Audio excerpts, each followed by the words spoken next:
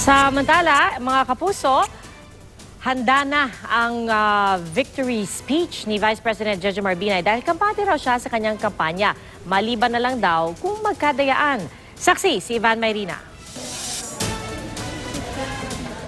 Alas 6 ng umaga, kabilang si Vice President Jejomar Binay sa mga unang botante sa Precinct 189 sa San Antonio High School sa Makati. Pinapupwesto man sa harap ng nagkakagulong media, sa likod siya umupo. Walang aberya sa pagboto pero pinuna niya ang suot na damit ng ilang poll watcher at nagsumbong sa principal ng paaralan. Sabi ko, tama ba yun? Yung mga naka-party color, yung mga appears to be watchers.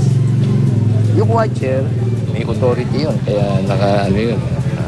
Pero yung magsuot sila ng kulay ng partido nila, bawal. Kagabi pa raw inihanda ni Binay ang kanyang victory speech dahil kampante naman daw sa kanyang kampanya. Tulad ng kanyang matagal ng estilo bilang mayor, dumalaw muna siya sa dalawang lamay. Ngayong gabi, nagmo-monitor si Binay ng resulta ng eleksyon sa kanyang headquarters sa Mandaluyong. Habang ang kanyang partido abala na raw sa pag-iipon ng mga ebidensya dahil sa mga ulat ng volunteer nila kaugnay sa mga nawawalang pangalan, mga pumalyang BCM at mga hinaharas umano nilang supporters. Ng isang malinis at marangal na halalan. Sana wag naman. Pero hindi naman maaaring dito. Yung mga paisa-isa, pangilan-gilan.